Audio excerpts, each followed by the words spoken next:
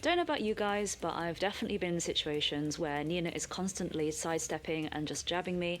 I don't know what's going on. I suddenly pressed to try and challenge and I get blown up for it. So today's video is to try and unpick some of Nina's strategies and figure out what to do.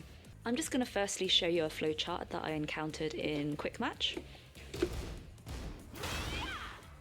So the Nina player kept doing this, and I wasn't really sure in the moment how to handle it. So today we're going to break that flowchart down. We're going to be doing 3 things today.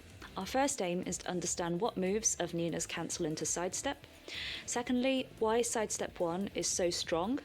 And third and finally, we're going to go through your counterplay options. So I just want to show you some of the pinch points in that flowchart. One of them is after 1-2 into sidestep. So 1-2 and you just hold up or you hold down for Nina to sidestep, and then out of sidestep you do 1 like that or like this. The second pinch point is after the sidestep 1, because after Nina's sidestep 1 she can hold forwards to enter this crouch dash.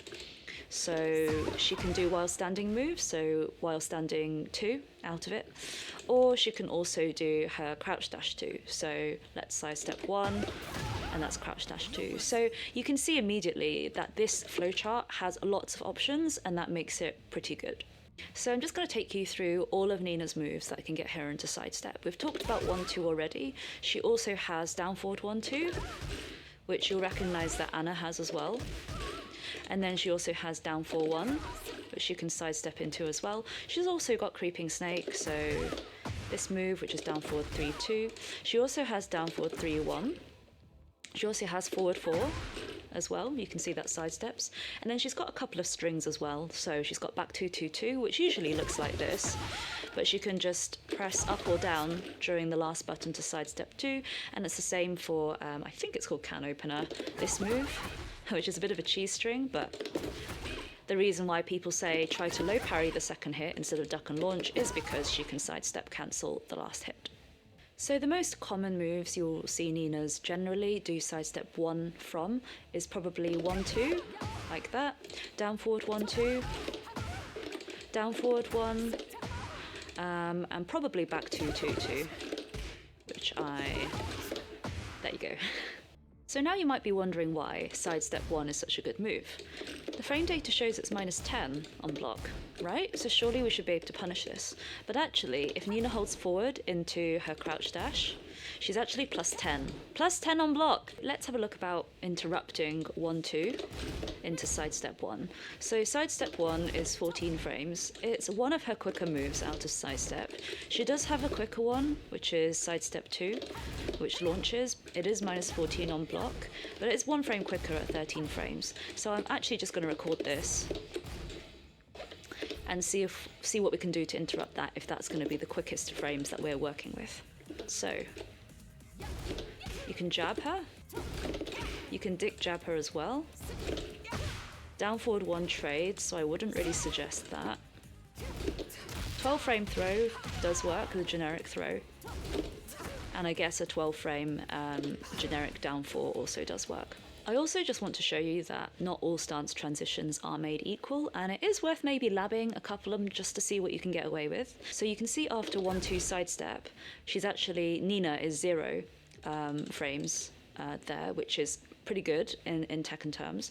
And then another move that gets her the same frame advantage is down forward 3-2 sidestep. Let's say the Nina decides to do something like down forward 3-1 sidestep. You can see there, she's -19. So what that tells you is that you potentially have a lot more frames to interrupt Nina with before she does anything out of sidestep, right? So if I record this, so you can obviously jab interrupt as we discussed, or dick jab interrupt. But I can just do an 18 frame launcher or 16 frame homing mid, because she has 19 frames of nothing going on while she's cancelling that stance. So if you see a Nina start to take liberties, you can take that into account as well and adjust your counterplay to get bigger reward. I wanted to show you some of Nina's counterplay options if you do start to interrupt her 1-2 sidestep sequence. So here's where she chooses to do a different sidestep move. So this is sidestep 4-2. It jails, so you can't duck the high. So So I get counter hit if I try to go for anything more than a singular jab. If I do a singular jab and block, I'm relatively okay. So the next move gets Nina a counter hit. If you mash, obviously you can duck this if you think it's going to come. And then this string here, you can, if you think it's coming, duck here.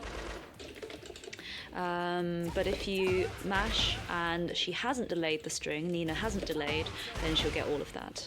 Finally, she's got her mid extension, which is -14 on block. So if you just hold it, you can punish. But if you try to jab interrupt, she will get that with some guaranteed damage as follow-up. One thing that you might have noticed is that a lot of Nina's counterplay to your counterplay can be countered by you just ducking. For example, 1, 2, 4, which is all a high string, and 1, 2, 1, 1 plus 2 can be countered by ducking. But just beware that if you do commit to hard ducking, Nina does have this to launch you. So if I hard duck, I get launched.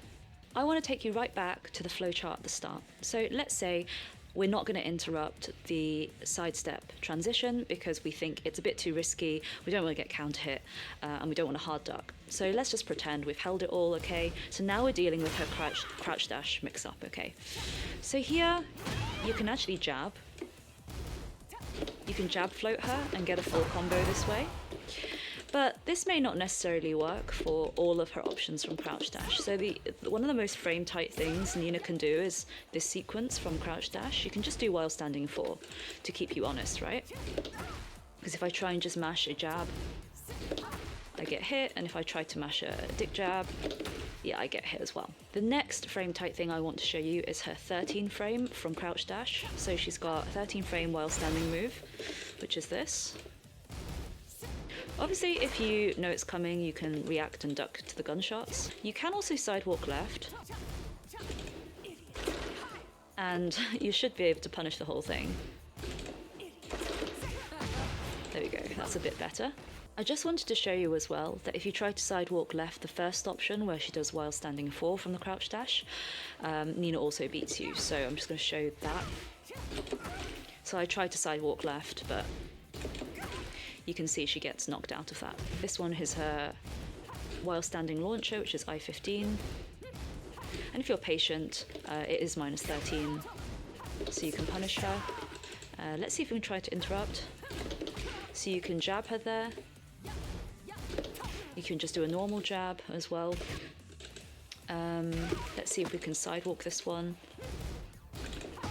So unfortunately, you can't sidewalk this one left. It catches you. How about the other way? Yeah, so it seems to have pretty good tracking both sides. So I've also recorded her power crush, which is her 17 frame blonde bomb here. It's -14 on block, so if you're patient, you can definitely get a good punish from that. The options we tried before were interrupting with a jab or dick jab. Won't quite work here because of the power crush properties. So what about sidewalk left?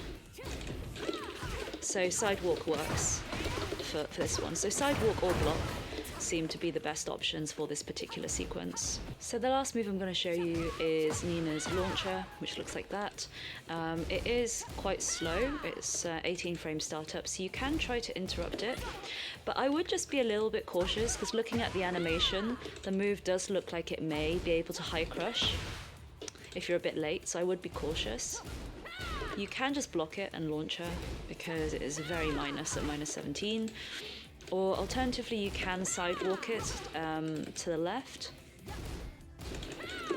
But to be honest, I think I would err more on the side of caution and just block. So I'll show you the summary table. So just to summarize the last few interactions we've gone through, you can see here overwhelmingly the safest option for you to do is probably block once Nina enters crouch dash from sidestep 1. I'm now going to take you through Nina's options from crouch dash, which are her QCF moves. So she can do these in neutral. Again, she gets them from this stance. So you can see if I just do QCF motion, she does get these moves. But I'm going to show you them from the flowchart that we've been looking at. She actually has 6 of these moves, so I'll just show you one by one. She's got this one, which is a 13 frame move, which ends in a high that you can duck. She also has this, which is her 14 frame QCF1. Anna's is 13 frames, but it's basically this very similar move. I wouldn't recommend stepping this either way because it does catch, and this move does discourage you from mashing because you will get counter hit launched. You can of course dick jab it because that will go under the high.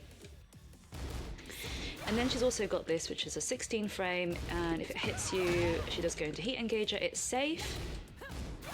You can sidewalk it left, and you can't jab or dick jab interrupt that. Going to more slower moves, she's got this, which is 19 frames. It does also counter hit, so be careful about jabbing, and it will also crush jabs too. You can mid-check this move, but as explained before, there are moves that are quicker that will discourage you from mashing. You can also sidewalk this, and likewise you can sidewalk this slow move as well. So this is +4 on block, so it would still make it Nina's turn, but you can easily sidewalk that. You can also jab float it, but because I think the QCF1 exists, you kind of have to respect not mashing. Yeah, I wouldn't want that to happen. So what I've just explained is summarized in this table here.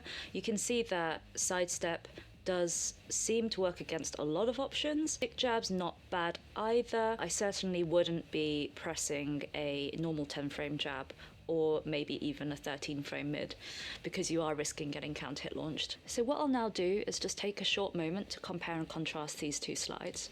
So you can see this, I've gone back to the one where she does her while standing moveset from crouch dash. Overwhelmingly, blocking seems to be the best option here. But if she decides to use her QCF moveset, then you can see that sidestepping seems to be the best option. And we've basically explained that if you block Nina in her QCF moveset, most of the time after the moves, it will still be Nina's turn. So obviously you can duck react, but yes, it is safe if you block it. Safe, +1. Safe again at -8. I guess, you know, you're not taking too much damage from just blocking, and it is 0 on hit, so it's anyone's go after that low. +4, so it's still Nina's turn, and obviously the unblockable, where she's got +44 frames. So let's wrap it all up by going back to the flowchart at the start. So now we recognise the separate components of this. To summarise the two main take-home messages really from this video is if she does 1-2 into sidestep, we try to use a 12 frame or quicker move to interrupt.